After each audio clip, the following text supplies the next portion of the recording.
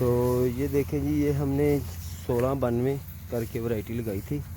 दुकानदार ने हमें 1692 का बीज दिया, तो हमने बड़ी खुशी खुशी लगा दिया कि टाइम से तैयार हो जाएगी, आलू की फसल काश्त हो जाएगी। लगाने के बाद उसको उसी हिसाब से खुराक दी, क्योंकि 1692 छोटे कद की वैरायटी है, इतना कद लंबा नहीं होता, जल्दी पक कर तैयार होने वाली वैरायटी है। तो ये जी हमने इसको अच्छी सी खुराक दी, पोटाश, सल्फ़र, माइनो एसिड, ये वो हर चीज़ इसमें डाल दी, जैसे जैसे वक्फे वक्फे से रूटीन के हिसाब से।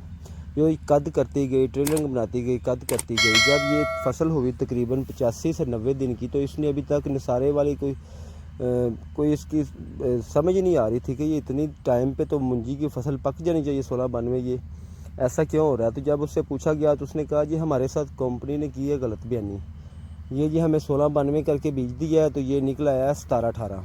अब वल्लाहु आलम ये 1718 है, ये 1121 है, ये सुपर बासमती है, हमें इसका कुछ नहीं पता, ना ही कोई बता रहा है। उसको 10 दफ़ा फ़ोन किया, आके चेक तो करो, वो आया तक नहीं।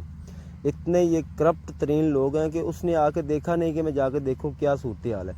झूठा था, झूठा इंसान कभी ऐसे नहीं करता, उसको डर था शायद मेरे साथ कोई बदतमीज़ी ना करें, तो उसने सारे किसानों का बेड़ा गर्क कर दिया है। लोगों ने जब इसको गिर गई है, ये 100 दिन से ऊपर जाके जब नसारे पे आई है, तो ये गिर गई है। लोगों ने 30-30, 35-35 हज़ार का एकड़ जो है ना, वो भैंसों के लिए, चारे के लिए, मंडी के लिए उसको कटवा दिया, ताकि हमारी आलू की फसल ख़राब ना हो। ये देखें, ये जो साथ में आप खेत देख रहे हैं, ये सुपर फाइन था।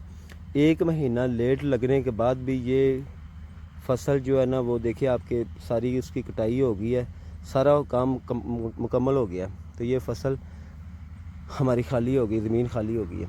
तो ये देखें, ये 1 महीना पहले लगी थी, ये अभी 5 महीने को जा रही है, अभी तक ये सही तरह पकी भी नहीं है। तो मुझे अफसोस है उन लोगों के कि जो गलत बयानी करके अपना बीज तो सेल कर लेते हैं, लेकिन ज़मींदारों का बेड़ा गर्क कर देते हैं। अभी इस पर कम से कम 10-12 दिन, 15 दिन लग जाएंगे ज़मीन खाली होने में। उतनी देर में आलू की जो है ना, वो बहुत लेट हो जाएगी। तो 2 फसलें ख़राब होगी, लेट होगी, तो ज़ाहिर बात है आलू सर्दी में आएंगे, कोहरा वगैरह पड़ेगा, तो वो भी फसल डैमेज हो जाए। एक बंदे के 2-4 हज़ार की खातर ज़मींदार की 2 फसलें ख़राब हो गई। अब ये गिर गई है, तो जो मुंजर ऊपर पड़ी है वो तो हो जाएगी, जो नीचे है वो ख़त्म हो गई, पराली नीचे से गल रही है।